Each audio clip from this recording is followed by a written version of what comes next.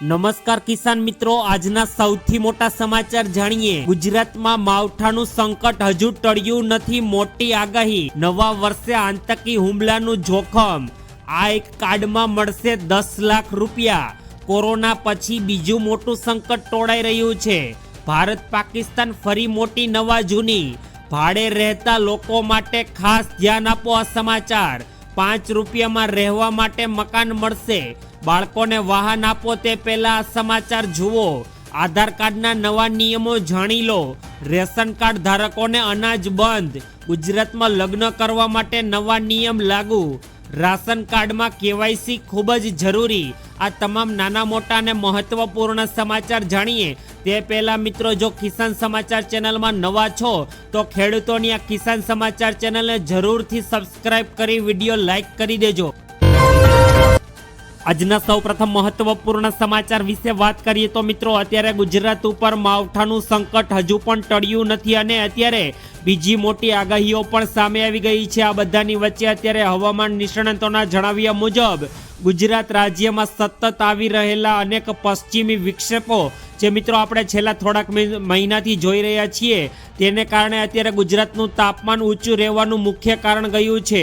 સામાન્ય રીતે એક વિક્ષેપ પછી થોડો વિરામ આવતો હોય છે, જેના કારણે ઠંડીમાં વધારો થાય, પરંતુ આ વર્ષે મિત્રો આપણે ધ્યાનથી જોઈએ તો એક પછી એક સિસ્ટમ રહેતા તાપમાનમાં નોંધપાત્ર ઘટાડો થયો નથી। આ જ કારણ છે કે ગુજરાતમાં હજુ પણ જોઈ એવી કડકડતી ઠંડી આવી રહી નથી। આ ઠંડીને કારણે આરોગ્ય ઉપર પણ અત્યારે અસર પડી રહી છે।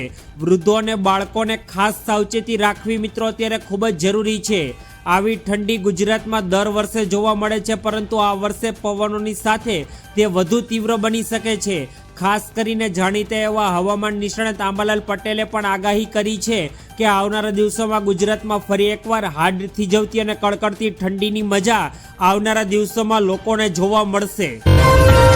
ત્યારબાદના બીજા સૌથી મોટા સમાચાર, નવા વર્ષે આતંકી હુમલો થવાનું મોટું જોખમ। મિત્રો, હવે થોડાક જ દિવસોમાં નવું વર્ષ શરૂ થવા જઈ રહ્યું છે। તે બધાની વચ્ચે અત્યારે જમ્મુ કાશ્મીરમાં નાતાલ અને નવા વર્ષના તહેવારમાં ખલેલ પહોંચાડવા માટે અત્યારે પાકિસ્તાની આતંકવાદીઓ નાપાક હરકતો કરી રહ્યા છે અને તેઓ અત્યારે સીમાવર્તી ઇલાકાઓમાં સક્રિય થઈ ગયા છે। ISIS દ્વારા આતંકવાદીઓને 25 ડિસેમ્બર સુધી ઘૂસણખોરી કરવાનો ટાર્ગેટ આપવામાં આવ્યો હોવાનું અત્યારે ગુપ્તચરો પાસેથી અત્યારે જાણવા મળ્યું છે।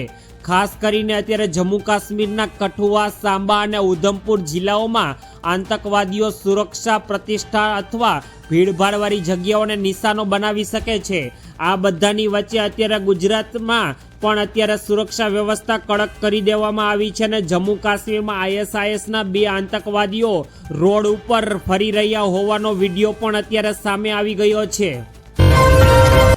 ત્યારબાદના મોટા સમાચાર, આ એક કાર્ડમાં મળશે તમને 10 લાખ રૂપિયા સુધીની સહાય। મિત્રો, સરકાર દ્વારા અમુક ઘણી બધી યોજનાઓ ચલાવવામાં આવે છે, પરંતુ તે બધાની વચ્ચે અત્યારે સરકાર હવે 70 વર્ષથી વધુ ઉંમરના વડીલો માટે ખાસ કરીને કે જેઓની વૃદ્ધ અવસ્થા થઈ ગઈ છે તેઓના માટે સરકારે અત્યારે આયુષ્યમાન વયવંદના કાર્ડ લાવી રહ્યા છે। આ કાર્ડથી વડીલોને 5 લાખ રૂપિયા સુધીની મફત સારવાર તો મળશે જ, તે ઉપરાંત પણ સરકાર દ્વારા અનેક મર્યાદાઓ સુધીની સુવિધાઓ તેઓને મળવા પાત્ર છે। તેમાં આવકની કોઈ પણ મર્યાદા સરકારે અત્યારે રાખી નથી, આથી તમામ લોકો અત્યારે વૃદ્ધ છે તેઓ આ પ્રધાનમંત્રી આયુષ્યમાન વયવંદના યોજનાનો લાભ લઈ શકે છે। કાર્ડ બનાવવાની પ્રોસેસ પણ અત્યારે સરકારે સાવ સહેલી કરી દીધી છે, કારણ કે માત્ર 5 થી 10 મિનિટમાં સ્માર્ટફોનથી હવે ઘરે જાતે બેઠા પણ તમે આ કાર્ડ બનાવી શકો છો। આ યોજના આયુષ્યમાન ભારત પ્રધાનમંત્રી જન આરોગ્ય યોજનાનો જ ભાગ છે, પરંતુ આ યોજનાનો મુખ્ય હેતુ અત્યારે દેશના વડીલોને સ્વાસ્થ્ય માટે આવરી લેવા માટે સરકારે પગલું ભર્યું છે। ત્યારબાદના એક ખૂબ જ અગત્યપૂર્ણ સમાચાર, કોરોના પછી બીજું મોટું સંકટ ટોળાઈ રહ્યું છે। મિત્રો, 2020માં જે કોરોના વાયરસે હાહાકાર મચાવ્યો હતો તે પછી પણ અત્યારે ફરી એકવાર મોટું સંકટ આવી ગયું છે। કોરોના વાયરસ પછી અત્યારે મિત્રો જો સૌથી મોટું સંકટ ગણવામાં આવે તો તે વાયુ પ્રદૂષણ એક મોટો મુદ્દો બની ગયો છે। ભારતમાં વાયુ પ્રદૂષણના રૂપમાં કોરોના વાયરસ કરતાં પણ મોટો સંકટનો સામનો કરવો પડી રહ્યો છે। પ્રદૂષણ ભારતની સૌથી મોટી આરોગ્ય સમસ્યા બની ગઈ છે। મિત્રો, આ પરિસ્થિતિ દિલ્હીમાં તો ખૂબ જ વિકરાળ બની ગઈ છે। જો તાત્કાલિક પગલાં લેવામાં નહીં આવે તો પરિસ્થિતિ વધુ પણ આવનારા દિવસોમાં ખરાબ થઈ શકે. ડોક્ટરોના મતે ઉત્તર ભારતમાં લાખો લોકોના ફેફસા પહેલેથી જ ગંભીર નુકસાનીનો ભોગ બની ચૂક્યા છે, જે અત્યંત ચિંતાજનક છે. ફેફસાના રોગોનું મોટું મોજું નિકટવર્તી ઉત્તર ભારતમાં પ્રદૂષણને લીધે સતત વધી રહ્યું છે અને ફેફસાના રોગનું મોટું મોજું અત્યારે આવનારા દિવસોમાં ફરી વળવાનું છે. ત્યારબાદના મોટા સમાચાર વિશે વાત કરીએ તો ભારત અને પાકિસ્તાન વચ્ચે ફરી એકવાર નવા જૂની મિત્રો ભારત અને પાકિસ્તાન વચ્ચે અવનવાર હિંસક ઝડપો થતી રહેતી હોય છે. તે બધાની વચ્ચે અત્યારે ભારતના પાડોશી દેશ એવો પાકિસ્તાન સાથે અત્યારે સતત કથળી રહેલા સંબંધો વચ્ચે અત્યારે રક્ષણ મંત્રાલયે 80,000 કરોડ રૂપિયાના શસ્ત્રોની ખરીદીને મંજૂરી આપી દીધી છે અને તૈયારીઓ પણ કરી લીધી છે. ભારત અત્યારે પાકિસ્તાન સામે કોઈ પણ પરિસ્થિતિનો જવાબ દેવા માટે અત્યારે સુરક્ષા વિભાગ દ્વારા પહેલેથી જ હથિયારોનો ઓર્ડર આપી દેવામાં આવ્યો છે. બીજી બાજુ ભારતીય સૈન્ય સરહદ પર નિરીક્ષણને વધુ મજબૂત કરવા માટે 20 ડ્રોન ખરીદવાની પણ યોજના અલગથી બનાવી રહ્યું છે. આ ડ્રોન પાકિસ્તાન અને ચીન સરહદે તૈનાત કરવામાં આવશે, જેથી દુશ્મન દેશોની કોઈ પણ ગતિવિધિ ઉપર ભારત અત્યારે ચાંપતી નજર રાખીને બેઠવાની તૈયારી કરી રહ્યું છે. આ દરમિયાન પાકિસ્તાનને ફરી એક વખત આતંકી કેમ્પો શરૂ કર્યા છે તથા ભારત ગમે ત્યારે આ આતંકવાદી કેમ્પો પર એર સ્ટ્રાઇક કરી શકે તેમ છે. તેવા ડરથી પાકિસ્તાને પીઓકેમાં 30થી વધુ એન્ટ્રી ડ્રોન સિસ્ટમ તૈયાર કરી દીધા છે, જે ભારતના કોઈ પણ મિસાઇલ અને ડ્રોનને હવામાં જ માત કરી શકે. ત્યારબાદના ખૂબ જ અગત્યપૂર્ણ સમાચાર, ભાડે રહેતા લોકો અને મકાન માલિકો છો તો અત્યારે મિત્રો ખાસ ધ્યાન આપો. તમારા માટે આ સમાચાર ખૂબ જ ઉપયોગીપૂર્ણ સાબિત થવાના છે. મકાન માલિકો 2 મહિનાના ભાડા કરતાં વધારે ડિપોઝિટ લઈ શકે નહીં તેવો નિયમ અત્યારે લાગુ થયો છે. કોમર્શિયલ ભાડા માટે 6 મહિના સુધીની મર્યાદા નક્કી કરવામાં આવી છે. ભાડામાં વધારો, મકાન માલિક 12 મહિના પછી જ ભાડામાં વધારો કરી શકે. વધારાના 90 દિવસ પહેલા લેખિત નોટિસ આપવી પડશે. મિલકત નિરીક્ષણ, મકાન માલિકને ઘર મિલકતની તપાસ કે સમારકામ કરવું હોય તો ભાડુઆતને 24 કલાક પહેલા લેખિત જાણ કરવી પડશે.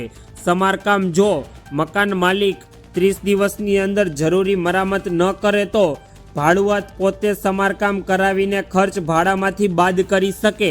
આ તમામ નાના મોટા નિયમો અત્યારે સરકારે ભાડુઆત અને મકાન માલિકોને લઈને લાગુ કરી દીધા છે. ત્યારબાદના અગત્યપૂર્ણ સમાચાર, 5 રૂપિયામાં રહેવા માટે મકાન મળશે. શ્રમિક બેસરા યોજના અંતર્ગત આવાસ નિર્માણ કામગીરી અત્યારે પૂરજોશમાં ચાલી રહી છે. શ્રમિક બસેરા યોજના હેઠળ રાજ્યના મુખ્ય શહેરોમાં 17 જગ્યાએ આવાસો ઊભા કરી દેવામાં આવશે.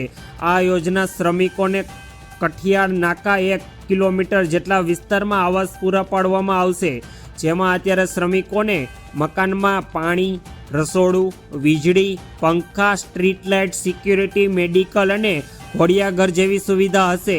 માત્ર 5 રૂપિયા પ્રતિ દિવસના પ્રતિ શ્રમિક રોકાણ દરેથી આવાસ મળશે અને 6 વર્ષ કે તેથી ઓછી વયના બાળકો માટે કોઈ પણ પ્રકારનું ભાડું સરકાર દ્વારા લેવામાં આવશે નહીં.